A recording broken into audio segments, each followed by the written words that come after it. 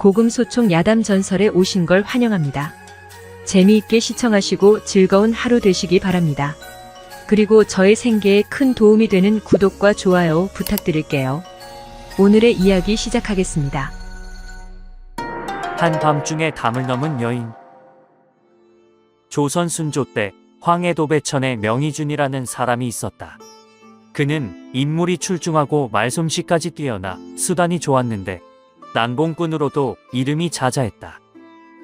배천 근방은 말할 것도 없고 송도와 한양에까지 출입이 잦았는데 한양에 있는 한량이나 난봉꾼치고 그를 모르는 사람은 거의 없을 지경이었다. 게다가 재상 집안의 자손이어서 시골의 부자나 원님 따윈 그를 가볍게 여기거나 함부로 대하는 이가 거의 없었다. 어느 해 가을 이런 희준에게 큰 문제가 생겼다. 여보, 당신은 어떻게 할 거요? 30대 중반쯤 된 그의 아내가 담배만 피우며 누워있는 희준에게 이마를 찌푸리고 근심스러운 표정으로 물었다. 희준은 뽀끔뽀끔 담배 연기만 내뱉으며 내 알 바 아니라는 듯 대꾸하였다. 글쎄, 오늘이 벌써 10월 초하루라고요. 기한은 점점 다가오잖아요. 이러고 있으면 어떻게 한단 말이에요? 아내의 다그침에 희준이 순간 버럭하며 말하였다. 그러면 날더러 어떻게 하라는 거야? 아내에게 한바탕 퍼부은 희준의 입에서 나오는 것은 땅이 꺼질 듯한 긴 한숨뿐이었다. 에잇! 벌떡 일어나 앉은 희준은 담배만 뻑뻑 피워댔다. 문제의 발단은 이러했다. 희준이 배천읍에서 세금 거두는 일을 맡고 있을 때였다. 윤철이라는 자가 수령으로 있었는데 그는 허구 어느 날 기생집을 드나들며 주색에 빠져 나란 일을 돌보지 않았다.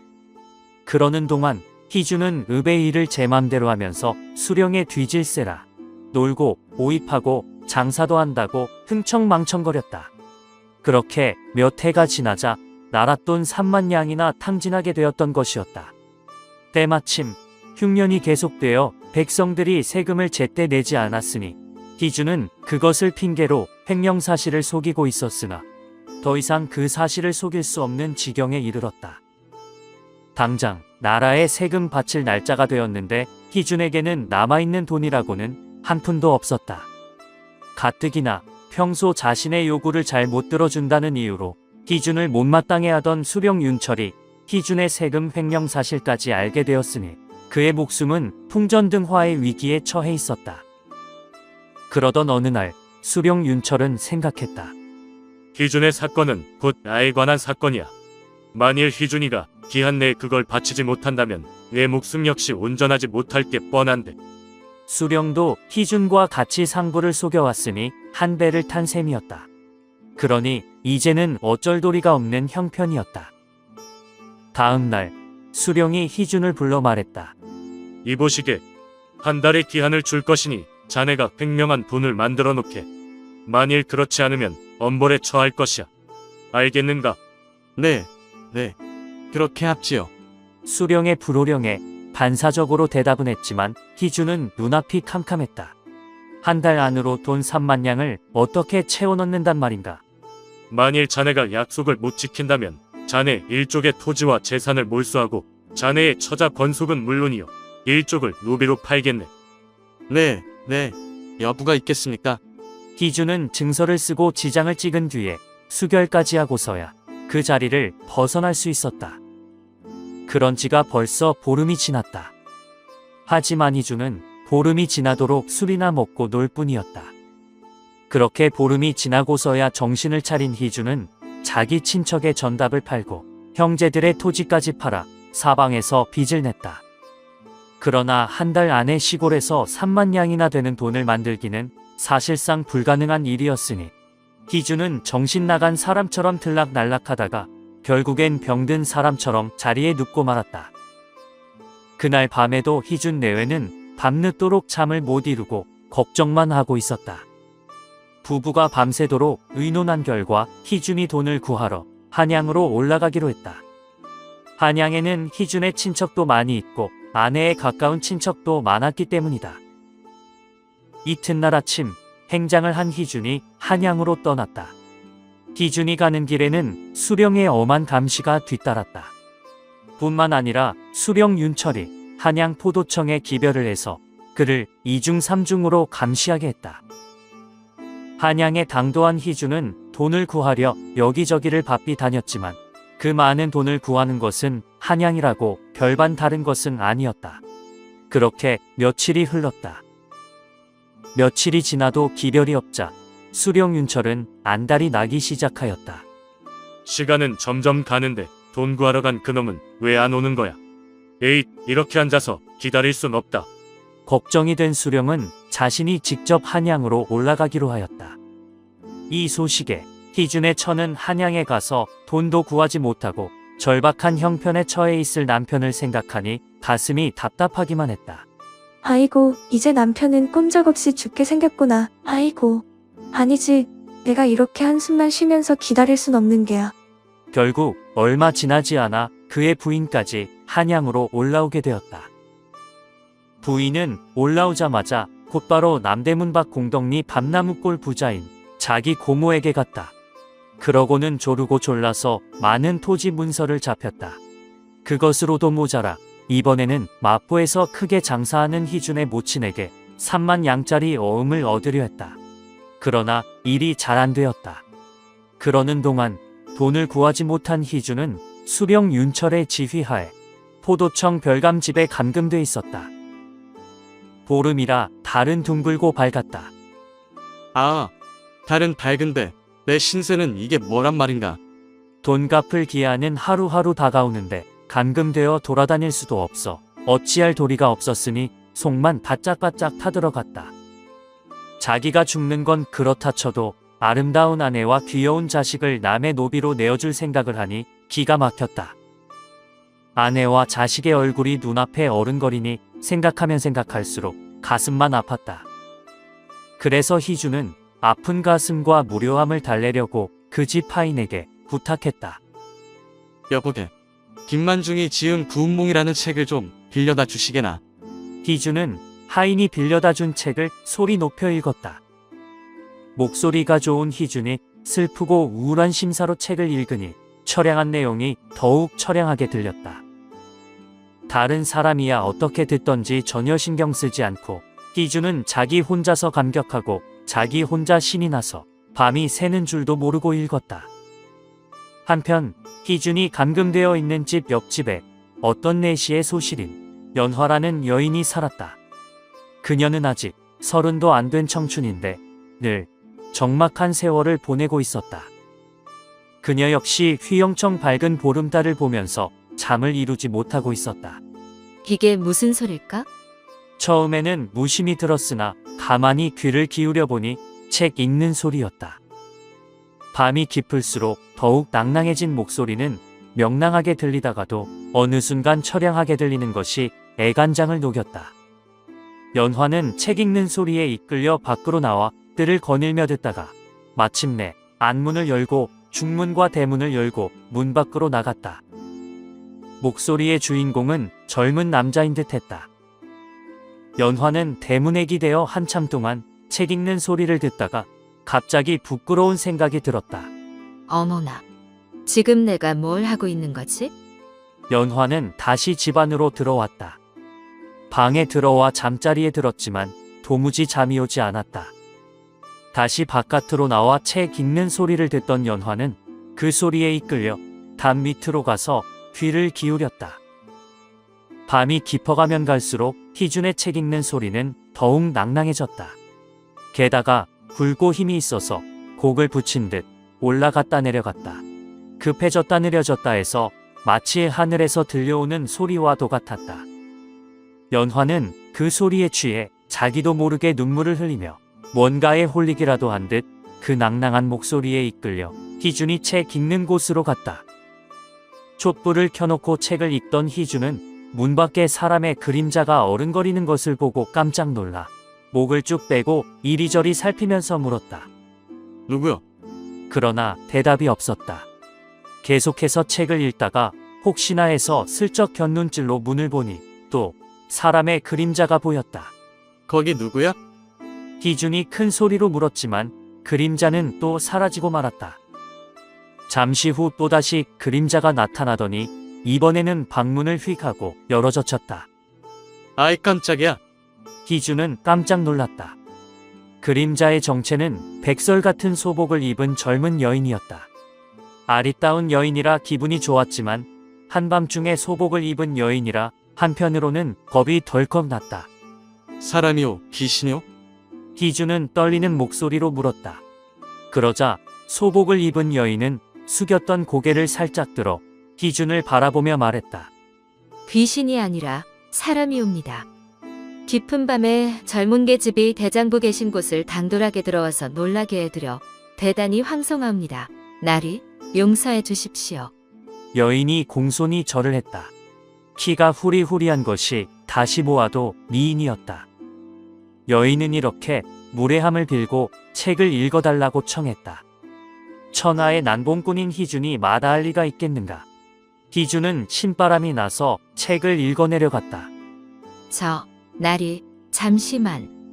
얼마만큼 책 읽는 것을 듣던 여인이 희준에게 자기 신세 타령을 하기 시작했다. 희준도 자기가 처한 처지를 말하고 자기 목숨이 며칠 남지 않았다고 했다. 희준의 말을 다 듣고 난 연화가 말했다. 사내 대장부가 그만한 일에 그렇게 근심을 하십니까? 비록 일개 계집이오나 그만한 돈은 제게 있습니다. 나리께 그 돈을 빌려드릴 테니 아무 염려 마시고 오늘 밤부터는 마음 놓고 편안히 주무시지요. 그렇게 두 사람은 서로 몸과 마음을 허락하고 함께 밤을 보냈다. 날이 새기 전에 여자는 후일을 기약하고 다시 담을 넘어갔다. 얼마 뒤 날이 밝자 희주는 별감을 찾아가 청하였다. 별감나리, 돈을 구하려면 제가 밖에 나가야 할 것이 아닙니까? 그러니 저를 이 집에서 내보내 주십시오. 그러면 당장 돈을 구해오겠습니다. 그 말이 사실이렸다? 어느 안전이라고 거짓을 고하겠습니까? 그럼 좋다. 다녀오너라. 대신 꼭 그 돈을 마련해 와야 하느니라. 알겠느냐? 그렇게 별감의 집에서 나온 희주는 날아갈 것만 같은 기분이었다. 이 골목을 돌고 저 골목을 돌며 따라붙은 감시자를 따돌린 희주는 그날 밤 연화의 집으로 갔다. 연화는 음식과 술로 정성껏 잘 대접을 한 뒤에 고이 간직했던 금덩어리 몇 개를 내어놓고 말했다. 이것이면 되겠습니까? 이름, 희주는 기뻐 어쩔 줄을 몰라 하며 만면에 미소를 띠며 말하였다. 하늘님이 자네를 보내 나와 내 가족을 살려주셨네 그려. 고맙네, 고마워. 정말 고맙네. 연화에게 머리 숙여 감사의 인사를 한 희주는 목이 메어 말끝을 잇지 못했다. 이튿날 연화에게 받은 금덩어리를 가지고 나와 밤나무골 처고모 집을 찾아갔다. 그러고는 금덩어리를 맡기고 3만냥짜리 어음을 마련해 수령 윤철에게 가지고 갔다. 그렇게 윤철과 희주는 나라의 3만냥을 기한 내에 바치고 위기를 무사히 넘길 수 있었다. 급한 불을 끈 수령 윤철은 배천으로 내려가고 희주는 곧장 연화네 집으로 달려갔다. 희준이 연화에게 공손하게 말했다. 고마위. 자네는 내 목숨과 내 가족을 구해준 은인이네. 희준은 연화의 집에서 며칠 묵으며 둘만의 운우지정을 쌓아나갔다. 그리고 얼마 후 떠날 때가 되어 희준이 연화에게 물었다. 나는 처자가 있는 몸이라 고향으로 돌아가야 하네. 헌데 이 많은 돈을 어떻게 갚으면 좋겠나? 그러자 연화는 정색을 하고 대답했다. 재물이라 하는 건 쓸 때 써야 귀한 것이지. 싸서 묻어두면 뭐가 귀하겠습니까? 그 재물은 나리께서 요긴하게 쓰라고 하늘님이 점지하신 것입니다. 나리와 제가 만난 것 또한 다 하늘의 뜻인 줄 알아야지요. 저는 비록 이 집 내시의 소실로 있으나 그동안 30평생 제 몸을 깨끗이 간수했다가 나리께 바쳤으니 이것도 인연이 아니겠습니까? 그러니 이제 나리는 제 남편입니다. 저는 나리만 보낼 수 없습니다. 그러니 저도 나리를 따라가렵니다. 연화의 당연한 말에 할 말을 잃은 희주는 같이 가기로 했다. 연화는 행장을 수습해 가마와 좋은 말 한 필을 사서 남은 금덩어리와 값지고 귀한 폐물만 싣고 새벽같이 길을 떠났다. 말과 가마를 급히 몰아 무악재에 다다를 때였다. 갑자기 연화가 안절부절 못하며 말했다. 어머나, 이를 어쩐담. 집에 귀한 것을 놓고 왔습니다. 잠깐만 기다려주세요. 제가 얼른 다녀오겠습니다. 뭘 잊었기에 가는 길을 돌려가려는 것이오. 희주는 이상하게 생각하고 물었다. 제가 처녀 때 자른 머리카락을 두고 왔습니다. 그건 꼭 가져와야 합니다. 그러니 예서 잠깐만 기다려 주십시오. 나니. 연화는 희준이 말려도 듣지 않고 가마를 급히 재촉하여 다시 문 안으로 들어갔다. 그런데 아무리 기다려도 연화는 오지 않았다. 기다리다가 초조해진 희준은 오만 생각이 다 났다. 그러다가 무릎을 탁 쳤다. 연하를 데리고 가면 아내가 불평할 게 뻔한데 내가 사서 귀찮은 일을 할 필요가 없지 않겠는가. 이렇게 생각을 마무리 지은 희준은 말을 몰아 달아나고 말았다. 한편 연화가 급히 자기 집에 다녀와 무학재에 다다르니 희준은 온데간데 없었다. 연화는 가마를 멈추고 곰곰이 생각했다. 내가 부주의해서 나리. 아니, 그놈의 고향을 자세히 알아두지 못했구나. 아, 후회 막급이다. 아니지. 알았다 해도 이런 배은망덕한 놈을 찾아간들 무슨 소용이 있으랴. 이렇게 생각한 연화는 따라가기를 단념했다. 귀중한 재물은 모두 말에 실어 잃었으니 연화는 이제 빈털털이었다. 돌아갈 곳도 없었다. 벌써 날이 밝았으니 집으로 갔다가는 행색이 들통날 게 뻔했기 때문이다. 그리고 이 세상이 너무도 무정한 것이 갑자기 외로움이 되어 몰려왔다. 아, 야속한 이 세상. 연화는 기가 막힌 현실에 자포자기하고 속세를 떠나 비구니가 되기로 마음먹었다. 분한 마음에 연화는 그 길로 절에 들어가 머리를 깎고 내원남이라는 암자를 짓고 살았다. 한편 희주는 많은 재물을 가지고 고향으로 돌아가서 집을 짓고 땅도 사서 인근에서 남부럽지 않게 잘 살았다. 그렇게 세월은 흘러 10년이 지났다. 그 사이 연화는 희준에 대한 앙금이 쌓이고 쌓였으니 의리를 배반한 배은망덕한 희준에게 원수를 갚을 마음으로 10년을 하루같이 칼을 갈았다.